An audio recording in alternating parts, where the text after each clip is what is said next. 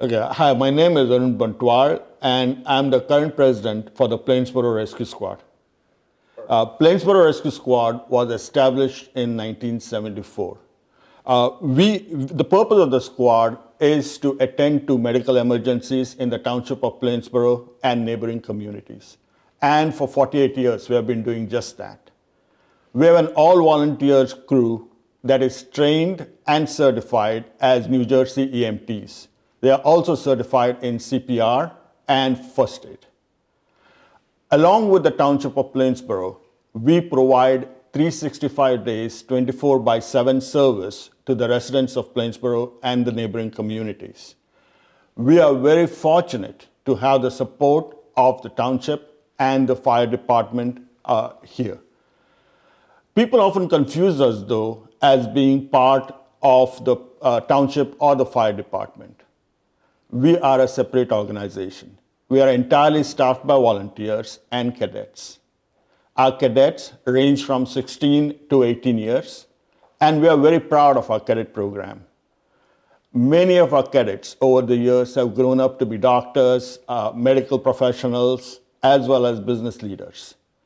This year's cadet program has reached capacity, but we eagerly await for the cadets to join next year. And we also encourage all adult members as well as cadets to go to www.plainsbororescuesquad.org and fill out our membership application. Brian Gould, who is our Vice President of Membership, is eagerly awaiting those applications and interview them. I would also like to take this opportunity to provide a special thanks to John Wiegartner. John Wiegartner has been a member of the squad for over 30 years. And thank you very much, John, for your service. My name is Don Varakan, and I'm the chief of the Plainsboro Rescue Squad. The Rescue Squad is an essential part of this community, and I can vouch for it because I am a resident volunteer in this community. And having served this organization since 2013, I think it's a quintessential part of it. Primarily for the primary reason we are existing here is because we are the first aid squad for the community. So we provide best-in-class first aid and first response services as far as medical is concerned. Second, we also provide a significant training platform for the younger generation of children who are here, who go on, like Arun mentioned, to become doctors of the future. And third, we also support our neighboring communities. You will realize that last year, we did about 70 mutual aid calls for neighboring towns. It doubled to 140 this year. So we actually even provide services to our neighboring community. So not only being essential to our community, we're also an important part of our neighboring ecosystem as well. Like I mentioned earlier, we operate on weekends, the entire weekend, and Mondays to Fridays in the evenings from 6 p.m. to 6 a.m. So the community gets emergency services at no cost on weekdays, 6 p.m. to 6 a.m. and the entire weekend. We get calls from within the town and outside town. Primarily, our calls are for respiratory distress, abdominal problems, sick people, primarily. We also get calls around motor vehicle accidents, drug overdose, and very rarely childbirth, but we also have childbirth. And mostly our patients are as young as 6 days, as old as 101-year-old. So across the spectrum of the age, but the interesting part is male-female split is equal, but we respond to mostly respiratory, abdominal, and sick people. During an emergency, you would call 911. Now that emergency could be any emergency. It could be medical, it could be fire, it could be criminal. The moment you call 911, central dispatch receives your call and makes a determination whether it's a call where the police and EMS needs to go, where the police, EMS, and fire needs to go, or just police and fire needs to go. That's when all the three agencies come into play. So take, for example, you have a large motor vehicle accident. Typically, police, EMS, and fire will all go because fire is required for extrication, police is required for traffic control and safety, and EMS is required for medical. So we work very closely with the three agencies. We are tightly knit. All three chiefs talk to each other on a regular basis. I speak to the police chief and the fire chief on a regular basis. We exchange ideas, we do mock calls, we practice our skills together, and we work in very close coordination. An important aspect of the Plainsboro Rescue Squad is the support that we've got from the township. I must call out Deputy Mayor Neil Lewis, who is an extremely supportive from the administration. He's one person who has not missed a single monthly meeting, and he has been responsible for bringing all the agencies together, and he has always been a constant source of strength and support for our community and for our squad. We are an all-volunteer organization that is dependent on the support of the community to keep us operational.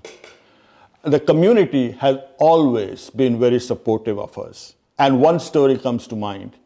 During COVID, when we desperately needed the PPE and other safety equipment to keep our ambulances and other equipment sanitized, it was the community that came to our rescue and provided us with gloves, bleach, and other equipment that we could use and stay operational. In fact, the community contributed equipment that even money couldn't buy at that time. So we look forward for the community to continue to provide us with their donations so that we can fund our operations and stay operational.